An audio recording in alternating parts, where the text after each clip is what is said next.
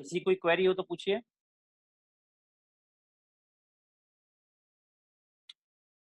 Hello, should I start the class? Sir big omega notation का एक बार वो tight और लूज बाउंड बता दीजिए। तो क्वेरी पूछा करें, अपना नाम और क्लास जरूर बता दिया करें। सर प्राची एमसीए इंटीग्रेटेड क्या 5th पूछा आपने? सेम। बिग ओमेगा नोटेशन का जो बाउंड आपने बताया था, टाइट और लूज बाउंड, देखो, वो एक और बार बता दीजिए। अगर मान लीजिए ये मेरा ग्राफ है, ठीक, और एफ एन मेरा ये है सपोज, तो जी ऑफ एन हो सकता है इस तरीके से हो। सर आपकी वॉइस बहुत कट के आ रही है। अब आ रही है? अब आ रही है। ठीक है। अब मान लीजिए यहाँ पर ये जो फंक्शन है इस तरीके से, एक पहला एन जीरो मुझे यहाँ मिला सपोज, एक एन यहाँ मिला, फिर मुझे दूसरा एन यहाँ मिला, ठीक है। तो मैंने क्या किया, मैंने कहा ये वाला एन जीरो है सब, इसके बाद ये दोनों फंक्शन कहीं मिलेंगे नहीं, अलग अलग जा रहे हैं। ये तो हम करते हैं, हम क्या करते हैं, सी तो एज्यूम कर लेते हैं और एन जीरो फाइंड आउट करते हैं, वन रखा, टू रखा, इस तरीके से देखते हैं। फिर हम देखते हैं कहाँ कहाँ पर इनइक्वालिटी ट्रू हो रही है, कहाँ फॉल्स हो रही है। जैसे ही सारी ट्रू होना चालू हो जाए तो वो वाला एन जीरो हम फाइंड आउट कर लेते हैं। यही करते हैं ना? ये बात समझ में आई यहाँ तक पता चली? Yes sir. ठीक। अब बात आती है लूज और टाइट की। लूज और टाइट का मतलब है कि जैसे फंक्शन एफ एन, मान लीजिए ये एफ एन है, तो जी एन अगर हम जितना इसके क्लोज फाइंड आउट कर लेंगे, इस वाले एफ एन के कितना क्लोज, तो वो क्या होगा, इसको टाइटली बाउंड करेगा। बाउंड का मतलब जस्ट लाइक पकड़ना होता है ना? ऊपर से पकड़े तो अपर बाउंड, नीचे से पकड़े तो लोअर बाउंड। तो जी एन दो तरीके से एफ एन को पकड़ेगा। अगर मान लीजिए एक फंक्शन ऐसा आ रहा है इस तरीके से, यहाँ कहीं आ रहा है जी एन, तो हम क्या कहते हैं, हम क्या कहते हैं, ये जी एन अपर बाउंड यानी ऊपर से पकड़ रहा है इस फंक्शन को। ये function G N lower bound यानी नीचे से पकड़ रहा है। अब डिपेंड करता है ये एफ एन के कितना क्लोज है, ये डिस्टेंस बताएगी ये टाइट है या लूज है।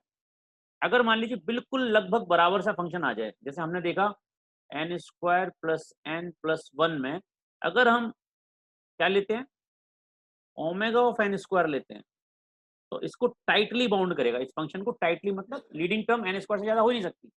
पर अगर हम बात करें ओमेगा ऑफ एन की पावर 1.9 अगर कर दिया तो लूज हो गया, यानी इसके अलावा भी एक फंक्शन एग्जिस्ट कर रहा है जो इसको क्लोजली बाउंड करेगा, टाइटली बाउंड करेगा।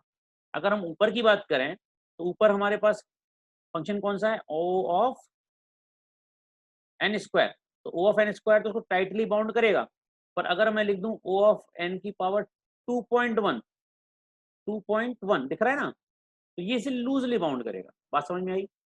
ये फंक्शन को बढ़ाते जाएं, अगर मैं इस बात को करूं, इस फंक्शन को बढ़ाता जाऊं, मैं कोई बड़े से बड़ा ओ के यानी एन की पावर 1 लाख ले लूं सपोज, काफ़ी सारी बड़ी संख्या ले लूं, तो वो भी तो एक फंक्शन है, सेटिस्फाई तो करेगा। क्यों सेटिस्फाई करेगा? क्योंकि n square plus N plus one से less than equal to O of N की कोई लार्ज वैल्यू हमेशा सेटिस्फाई करेगी। बट ये क्या, लूजली बाउंड करेगा, फंक्शन से काफ़ी दूर होगा। अगर इस फंक्शन के आसपास की वैल्यू है, बिल्कुल चिपक रही है, तो हम कहेंगे टाइटली बाउंड करेगा। बात समझ में आ गई? जितना दूर जाएगा उतना लूज बाउंड करेगा। ये बात समझ में आ रही है? Yes sir. क्लियर हो गया? कोई डाउट तो नहीं यहाँ तक? बोलिए। नहीं क्लियर तो फिर समझाएं। हो गया सर, हो गया सर, क्लियर हो गया। चलिए, और किसी स्टूडेंट की कोई क्वेरी हो?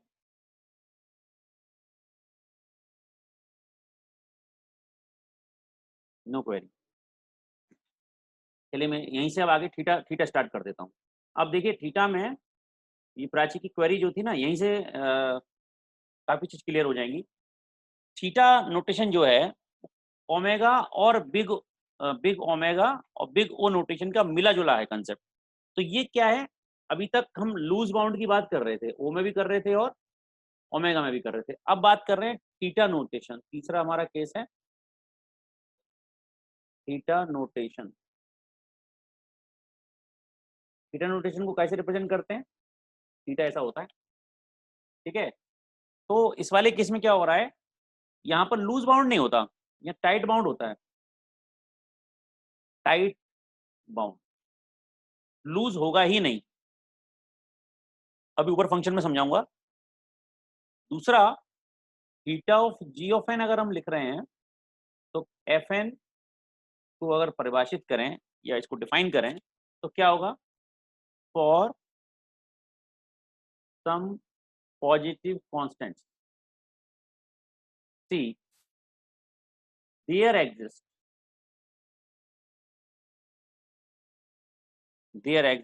n zero greater than equal to 0 such that C1 into G of n is less than equal to f of n and fn is less than equal to C2 into G of n। अगर मैं बात करूं तो ये वाला जो portion है यहाँ से लेके यहाँ तक, बताइए प्राची ये कौन सा केस है? अगर मैं अभी इसको हाइड कर लूं, इस वाले केस को, केवल इसकी बात करूं, ये कौन सा केस है? Sir O notation. ओके, अब और स्टूडेंट बताइए ये वाला कौन सा केस है, रेड वाला जो मैंने मार्क किया है?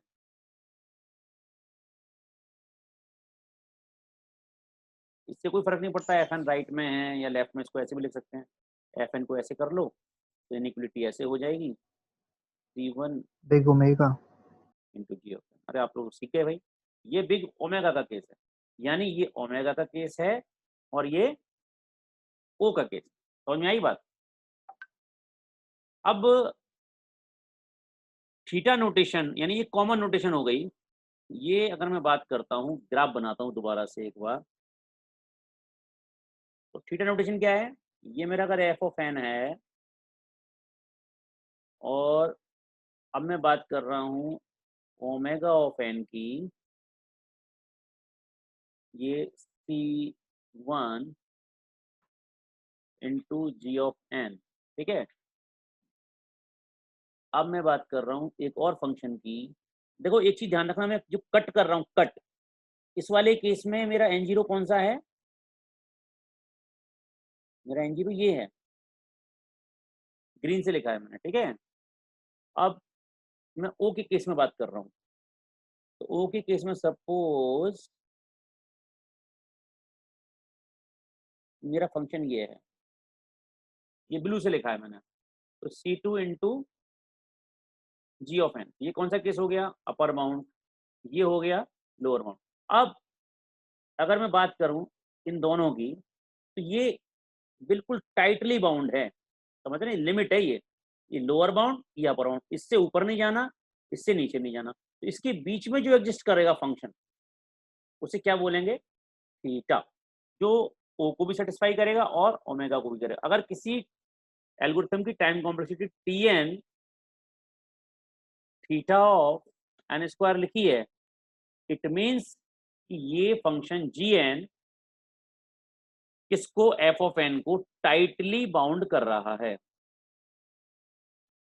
टाइटली बाउंड कर रहा है। क्लियर? अब मैं आपको दिखाता हूँ अलग अलग, जैसे मान लीजिए इस वाले केस में, अच्छा इसकी एक डेफिनेशन और है, उसको कंप्लीट कर लेते हैं फिर आगे बढ़ते हैं। तीसरी वाली डेफिनेशन क्या थी, if limit n tends to infinity F N upon G N, याद आया कुछ? एक केस में क्या था, ग्रेटर देन ए था, एक केस में लेस देन ए था। अच्छा किस में लेस देन ए था और किस में ग्रेटर देन ए था, जरा कोई स्टूडेंट बताइए, ओ में क्या था और ओमेगा में क्या था? सर लेस देन ए था ओ में, लेस देन ए था ओ में, ग्रेटर ओ देन ए। नोटेशन ओमेगा में। अब बात हम पढ़ क्या रहे हैं, हम पढ़ रहे हैं थीटा। थीटा वाले केस में क्या हो जाएगा, यहाँ पर ना लेस रहेगा ना ग्रेटर रहेगा, बल्कि क्या हो जाएगा, इक्वल हो जाएगा थीटा के केस। समझ में आ गई बात? तो ये याद कर लेना, 3 ही केस होंगे इसमें। अब यहीं से पता चल जाता है टाइट और लूज कैसे। अगर इक्वल है मतलब एग्जैक्ट एग्जैक्ट वैल्यू, इक्वलिटी यानी इस लेवल के बराबर तक चाहिए, इस लेवल के बराबर तक चाहिए, तो इक्वल आ रहा है। वो वाले केस में इससे बड़ा, बड़ा तो कितना ही बड़ा हो सकता है ना, लेस देन इससे छोटा, कितना भी छोटा जा सकता है, 0 तक जा सकता है, नेक्स्ट इस लेवल तक जा सकता है। तो इसका मतलब यहाँ पर लूज केस आएंगे इन दोनों केसों में, ओ में और ओमेगा में, और थीटा वाले केस में टाइट बॉन्ड आएगा, बिल्कुल एग्जैक्ट वैल्यू निकल कर आएगी। ये बात अब मेरे ख्याल से काफी हद तक क्लियर हो गई होगी। अब एक एग्जांपल लेके इसको कर लेते हैं, कोई क्वेरी हो तो बताइए यहाँ तक। तो अगर limit n tends to infinity,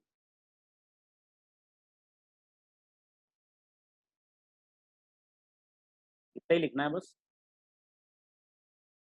is equal to क्या था, ए। क्लियर, ये क्या है, पहले भी लिखा हुआ है मैंने, some positive constant, some positive constant. तो हम क्या लिख सकते हैं, fn को क्या लिख सकते हैं, theta of G of N. अच्छा, इस बात से कोई कंफ्यूज मत होना, कभी मैं टीएन लिखता हूँ, टाइम कॉम्प्लेक्सिटी को रिप्रेजेंट हम टीएन से करते हैं, पर जब हम फंक्शन लिखते हैं तो इसे एफएन लिख देते हैं, पर ये दोनों हैं एक ही चीज, अलग अलग नहीं, कोई कंफ्यूजन नहीं होना चाहिए इसमें। यहाँ तो कोई डाउट, नो डाउट। चलिए अब मैं एक केस ले लेता हूँ, एक एफएन लेता हूँ, जरा ध्यान से देखना है इस क्वेश्चन को जल्दी जल्दी, क्योंकि हम इसको कर चुके हैं। F N is equal to N square plus N plus one. तो मैं क्या लिखूंगा, n square plus N plus one, ये तो C one into N square, C two into N square. Leading term क्या है, n square, lower order term and can be ignored in comparison of N square. One is a constant value can be ignored, मैंने पहले ही बताया हमें क्या चाहिए, order of rate of growth, rate oblique order एक ही बात है, ऑर्डर ऑफ ग्रोथ, वो फंक्शन जो रिस्पॉन्सिबल है टाइम कॉम्प्लेक्सिटी के लिए, यानी जिसकी वजह से एल्गोरिथम ज्यादा समय लेगी, वो कौन सा वाला टर्म है, एन स्क्वायर। क्लियर। अगर मैं ऐसे लिखता हूं तो इस वाले केस में दोनों ऑप्शन है मेरे पास, कि या तो मैं इसको लिमिट कंटिन्यूटी से प्रूव कर दूं, या तो मैं इसको उससे, तो मैं पहले तो कर ही चुका हूं, आपने देखा ही है, ओमेगा वाले केस में भी देखा है और ओ वाले केस में भी देखा है, दोनों केसों में ऐसे सॉल्व कर चुका हूं, तो दोबारा करने की जरूरत तो नहीं है, बताइए। तो मैं इस वाले केस में क्या करता हूँ, लिमिट एंड कंटिन्यूटी से इसको कर देता हूँ, तो लिमिट एंड कंटिन्यूटी से दोनों केस एक साथ हो जाएंगे। तो मैंने क्या किया, limit N tends to infinity, ठीक है, एफ एन यानी N square plus N plus one upon G of N, कितना लिया है मैंने, एन स्क्वायर, तो कितना हो जाएगा, limit N tends to infinity, ये हो जाएगा one plus one upon N plus one upon N square, ये हो गया जीरो, ये भी हो गया जीरो, क्या बचा, वन, कांस्टेंट वैल्यू आ गई। अब हमारा डेफिनेशन क्या कह रही थी, limit N tends to infinity F N upon G N is equal to A मतलब इजिकल टू ए, यानी इसकी वैल्यू ए हो, उसके बराबर हो, यानी कोई पॉजिटिव कांस्टेंट हो, यानी अगर इसकी जगह यहाँ पर हमारा वन आ गया, एक पॉजिटिव कांस्टेंट आ गया, ठीक है, एग्जिस्ट कर रहा है, हेंस प्रूफ, तो that can be written as T N in case of this function f n square plus n plus 1, tn can be written as theta of। इसका मतलब ये हो गया कि ये इक्वेशन ओ को भी सेटिस्फाई करेगी और ओमेगा को भी सेटिस्फाई करेगी, सॉरी एन स्क्वायर रह गया, N square theta of N square. बात समझ में आई सब लोगों को, आवाज आ रही है, हेलो। Yes sir. कोई डाउट, कोई क्वेरी यहाँ तक हो,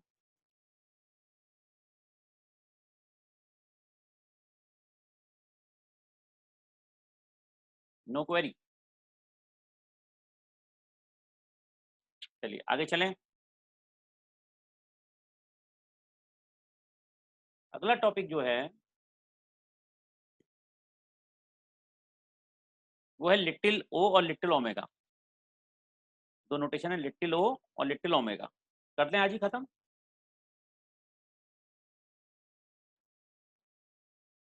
बताइए स्टूडेंट।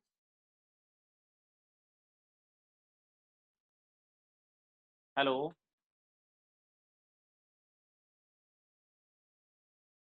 सब लोग कैमरा ऑन करिए अपना। रिप्लाई नहीं आता, मुझे लगता है सो जाते हो क्या? यहाँ तक समझ में आया आप लोगों को? ओ ओमेगा थीटा। वैसे तो हमारा काम इनसे ही चल जी जाएगा। सर। जी सर कौन बोला?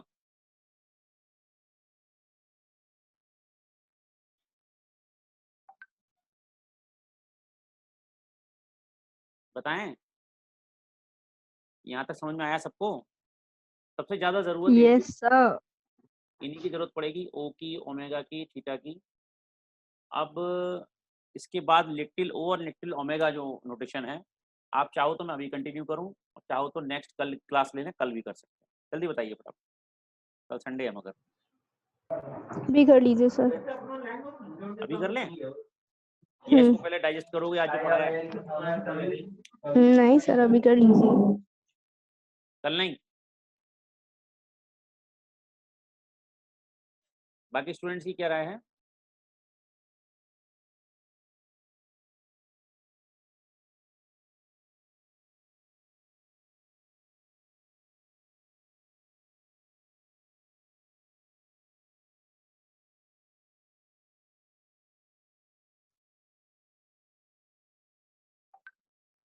तो बाकी स्टूडेंट रिस्पॉन्स नहीं देते हैं भाई, क्या बात है, सो जाते हैं क्या?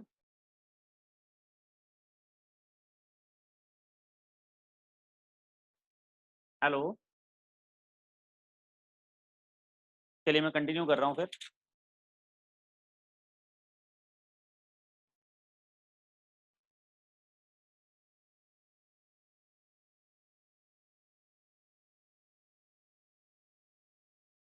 Fourth one is little O. Small O से रिप्रेजेंट करते हैं इसे, notation.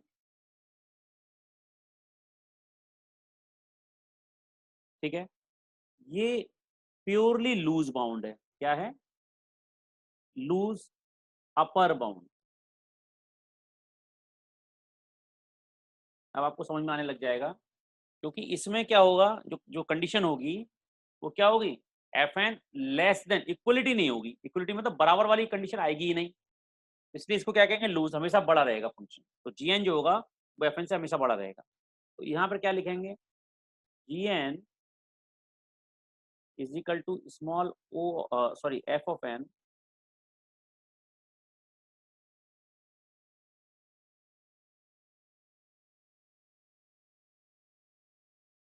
F of N is equal to O of G of N for large values of n.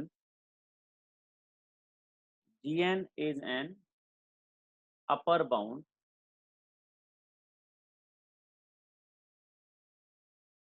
of f of n. ठीक है, fn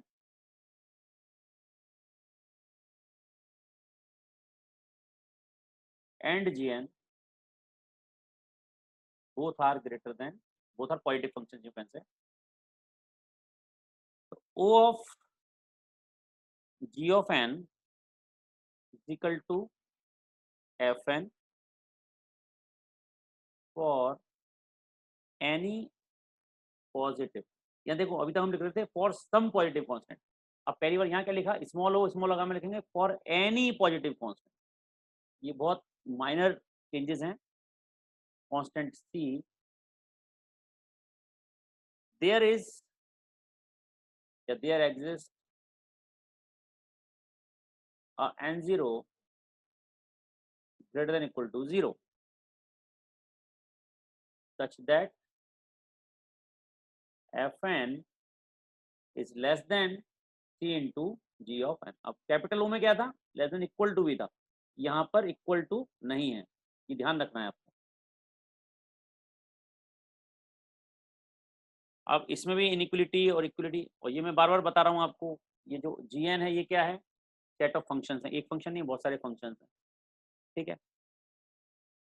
अब यहाँ टाइट तो होगा ही नहीं, यहाँ लूज बाउंड होगा तो फंक्शन जो है सारे बड़े ही होंगे। तो if limit n tends to infinity fn upon g of n is equal to 0, exactly 0 आ जाए तो क्या कहेंगे, एग्जैक्टली 0 क्या कहेंगे, that is the case of, यानी fn can be written as small o of g of n। बात समझ में आ गई। अब मान लो एक छोटा सा एग्जांपल ले लेते हैं।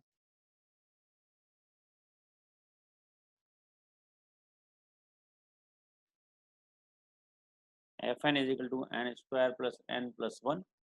ठीक, हमें पता है कि जो जी एन है एफ एन के केस में क्या क्या हो सकते हैं। एक तो small O of N square तो है ही, तो भी लीडिंग टर्म हमें दिख रही है।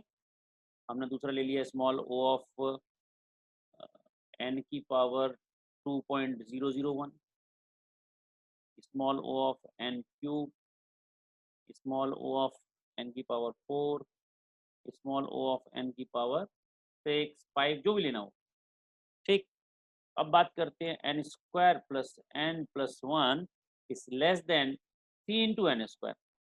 इस वाले केस में सपोज मैं सी इज इक्वल टू 1 ले लेता हूँ, ठीक है, या सी इज इक्वल टू 2000 ले लेता हूँ, ये तो मेरे हाथ में मैं कुछ भी लूँ। जब मैं सी की जो वैल्यू लूंगा तो एक समय ऐसा आएगा जिसके पास ये इनइक्वलिटी ट्रू होने लग जाएगी। तो वन के केस में क्या हो रहा है, अगर मैं एन इज इक्वल टू 1 लेता हूँ और सी इज इक्वल टू 1 लेता हूँ तो क्या होता है, 1 plus 1 plus 1 3 is less than C कितना 1 और एन भी 1, तो ये 1। तो क्या 3 1 से छोटा है, नो। फिर एन इज इक्वल टू 2 लिया, कितना हुआ 4, 6 7, 7 इज लेस देन 1 इंटू 4। तो क्या 7 4 से छोटा है, नो, फॉल्स हो गया। एन इज इक्वल टू 3, तो कितना हुआ 9 प्लस 3 कितना हुआ 12, 13, 13 इज लेस देन कितना हुआ 9 इंटू 1, छोटा है, नो। फिर हमने एन इज इक्वल टू 4 लिया तो कितना हुआ 16 प्लस 16 प्लस 4 कितना हो जाएगा। अब आप एक चीज देख रहे हैं, ये हमने सी कितना लिया है 1 इस वाले केस में, यानी इक्वलिटी का केस आएगा ही नहीं, क्योंकि सी 1 इसको हमेशा जो वैल्यू आएगी इसके मल्टीपल में 1 है और इसके मल्टीपल में 1 बाय डिफॉल्ट होता है, ठीक है। तो सेटिस्फाई नहीं होगा, ये ऐसे ही चलता जाएगा। क्यों, ये फंक्शन हमेशा इससे बड़ा रहेगा। N square plus N plus one less than equal to N square कभी नहीं होगा, never. For which case C is equal to 1। अब हमने सी को चेंज किया, सी हमने गलत ले लिया, तो सी हमने मान लीजिए दूसरा कोई नंबर ले लिया, मान लो जैसे 4 ले लिया, तो सी इज इक्वल टू अगर मैं 4 ले लेता हूँ तो क्या होगा। तो पहले वाले केस में क्या था, देखिए एन इज इक्वल टू 1 के लिए कितना था 1 प्लस 1 प्लस 1 यानी 3 इज लेस देन सी 4, ये 1। पहले ही केस में ट्रू हो गई कंडीशन, समझ में आया। सी की वैल्यू को हम for any, not for some, for any value of c we have to prove it, then find out the n zero. तो एन जीरो कितना आ गया पहले ही केस में 1, एन जीरो कितना आ गया 1, सी कितना आ गया 4। समझ में आई बात। अब बात करते हैं कि अगर हम कोई दूसरा फंक्शन ले लें तो कैसे प्रूव, मान लीजिए हम एन क्यूब ले लेते हैं, तो हमें प्रूव करना है कि ये सही है। अब हम लिमिट एंड कंटिन्यूटी से करेंगे, ये तो हो गया hit and trial method, value रख रख के इक्वलिटी इक्वलिटी वाला। अब मान लीजिए मैं limit N tends to infinity, limit N tends to infinity f n क्या था n square plus N plus one upon N square. अभी जो मैंने लिया है मैं उसी को प्रूव कर दूं पहले, फिर गलत वाला ले लेंगे और सही वाला और बड़ा फंक्शन ले लेंगे। बड़ा फंक्शन तो हो ही सकता है इसमें, इस वाले केस में क्या हो रहा है, limit n tends to infinity, और ये हो जाएगा 1 प्लस 1/n प्लस 1/n²। यहाँ इन्फिनिटी इन्फिनिटी रखोगे तो कितना हो जाएगा, 0 0, और ये आ जाएगा एग्जैक्टली 1। अब कंडीशन क्या कह रही थी, कंडीशन क्या कह रही थी कि वी रिक्वायर एग्जैक्टली 0, गलत हो गया ये। हमने क्या कहा था, limit n tends to infinity fn upon gn क्या होना चाहिए, याद करिए कंडीशन में क्या लिखवाया था अभी, एग्जैक्टली 0। देखिए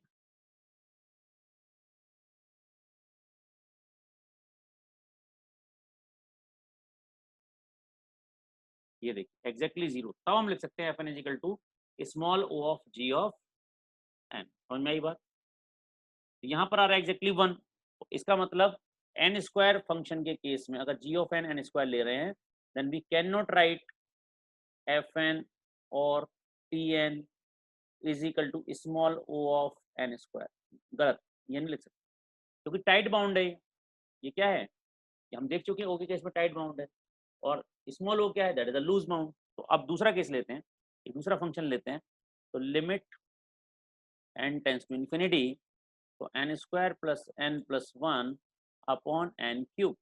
इस वाले केस में क्या होगा, limit n tends to infinity, अगर हम बात करेंगे तो क्या आएगा, देखिए डायरेक्ट ही रख लें, नहीं तो एल हॉस्पिटल रूल भी लगा सकते हैं, तो ये आ जाएगा 1 बाय, अरे यार ये रखा ना यार,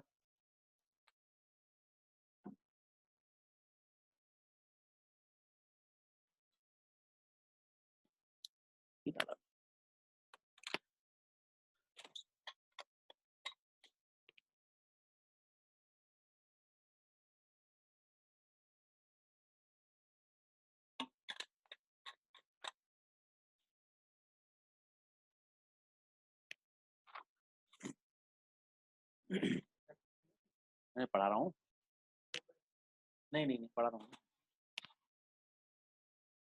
n² इस करके 1/n plus 1/n² plus 1 upon n³। अब देखिए यहाँ इन्फिनिटी रखेंगे तो 0, यहाँ इन्फिनिटी रखेंगे 0, यहाँ इन्फिनिटी रखेंगे तो भी 0, टोटल कितना आया 0, तो एग्जैक्टली 0 आ गया। तो in case of this n³ यानी gn अगर हम n³ लें तो हम रख सकते हैं tn is equal to small o of n³, और हम अपर ओ के केस में, कैपिटल ओ के केस में ये देख चुके हैं कि n² के साथ में n³ n की पावर 4 जितने भी फंक्शन है ये सब लूज बाउंड करते हैं, और n² टाइट बाउंड करता है। इसका मतलब ये हुआ कि स्मॉल ओ के केस में n³ तो कम करेगा, बट n² टाइट बाउंड हो जाएगा, इसलिए ये वाली कंडीशन सेटिस्फाई नहीं। क्लियर, आया समझ में, कोई क्वेरी किसी की,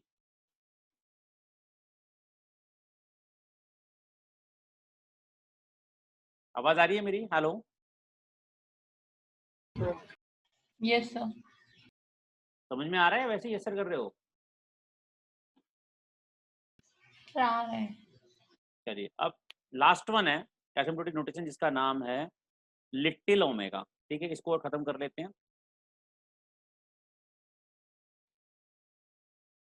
little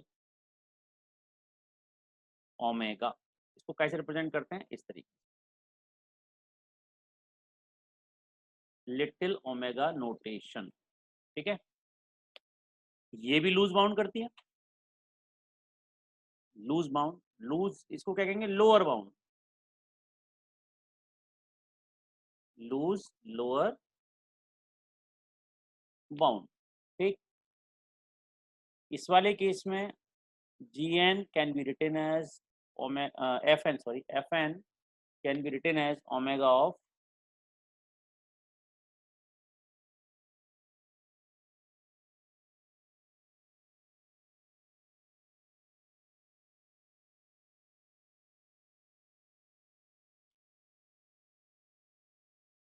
fn is equal to omega of g of n। कैसे, फॉर वही सेम लैंग्वेज है, large values of n, Gn is a lower bound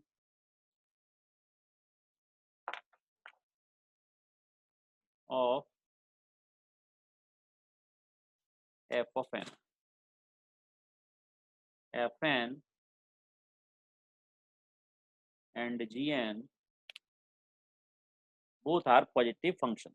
Clear? Omega of g of n can be defined in terms of f of n, that is for any, not some, for any positive constant c, there is a constant n0 which is greater than equal to 0, such that Fn is greater than t into g of n. अब बात समझ में आई? Omega वाले case में क्या था? Greater than equal to, यहाँ क्या है? Only greater. इक्वलिटी का केस हैंडल नहीं होता लिटिल ओ और लिटिल ओमेगा वाले केस में, क्योंकि लूज बाउंड होती है.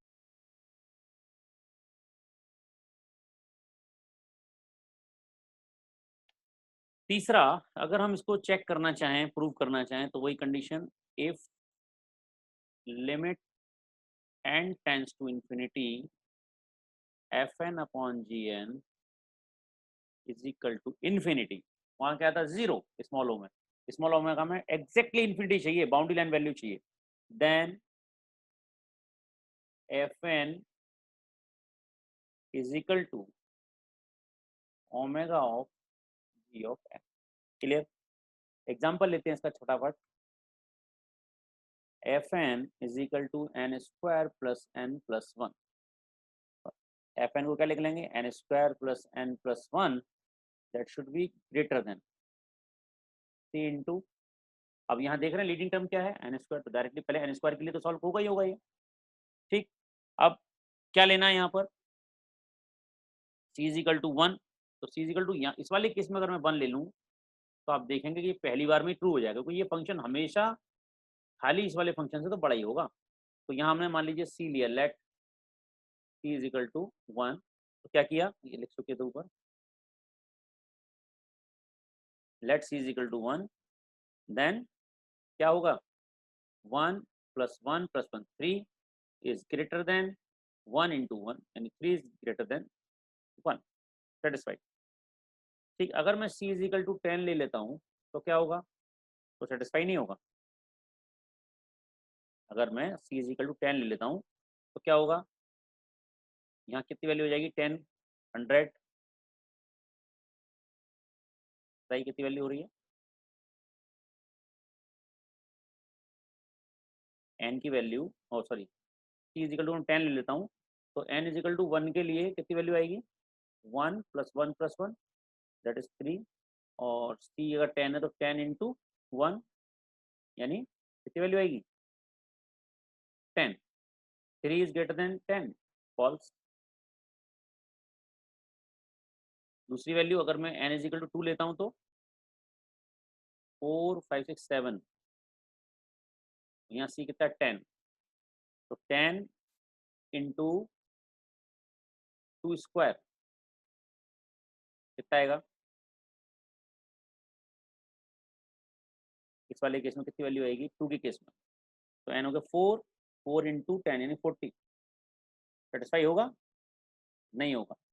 यानी हम इस c की इस वैल्यू के लिए, यानी हमें एग्जैक्टली वो वैल्यू चाहिए जिसके लिए ये सेटिस्फाई होगा.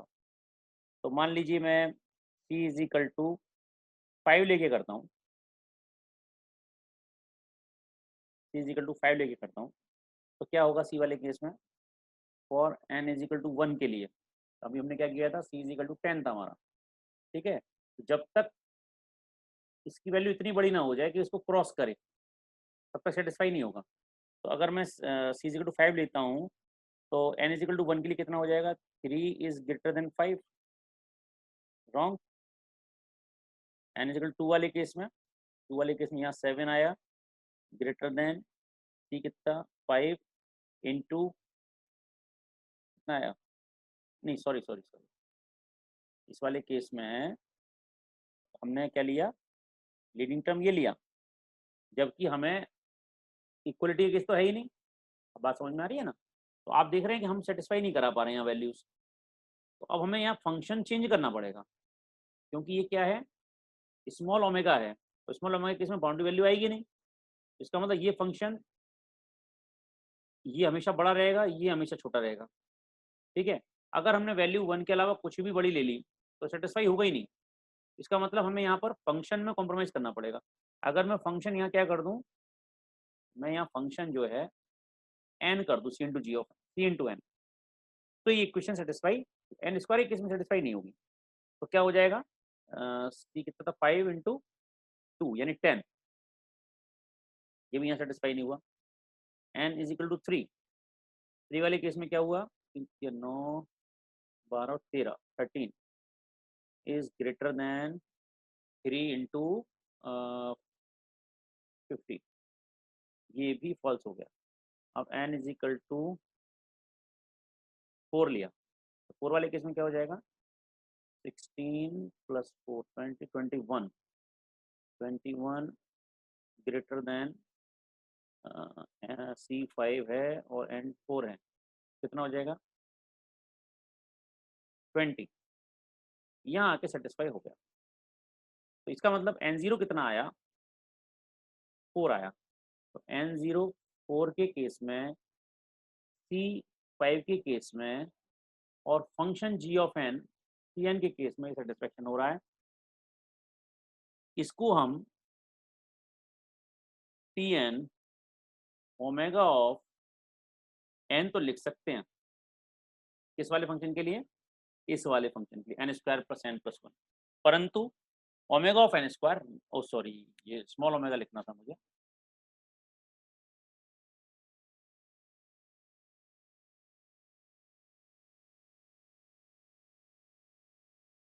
स्मॉल ओमेगा ऐसे लिख, ओमेगा ऑफ n लिख सकते हैं, परंतु small omega of n square नहीं लिख सकते।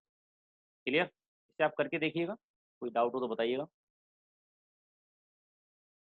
है किसी को डाउट यहाँ तक, किसी को?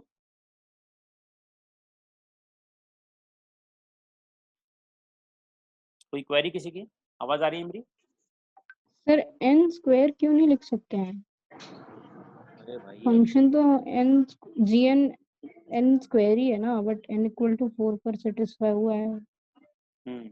देखिए बिग ओमेगा याद है, बिग ओमेगा वाले केस में क्या कहा था, एफ एन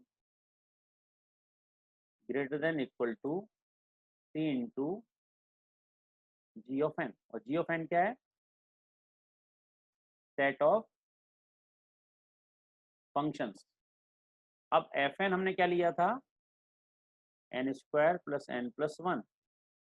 क्लियर, अगर हम बात करें इक्विलिटी इनइक्विलिटी की, तो यहाँ पर अगर मैं एन स्क्वायर लिखूँ, समझिए, तो एन स्क्वायर से ये वाला फंक्शन बराबर हो सकता है किसी कंडीशन में, हो सकता है ना, सी इंटू जी ऑफ एन बराबर हो सकता है, और बड़ा भी हो सकता है, क्योंकि एन स्क्वायर इक्वल हो गए और कुछ चीज़ जुड़ रही है इसमें, तो डेफिनेटली हमेशा बड़ा रहेगा। ये बात समझ में आ रही है। पर अगर हम बात करें किसी वैल्यू सी के लिए, अब हम बात करें, ये तो बात थी इस बिग ओमेगा की, अगर मैं बात करूं स्मॉल ओमेगा की, तो स्मॉल ओमेगा में ये इक्वलिटी साइन हट जाएगा। ठीक है, अब मैं सी की कोई ऐसी वैल्यू ले लूं जो हमेशा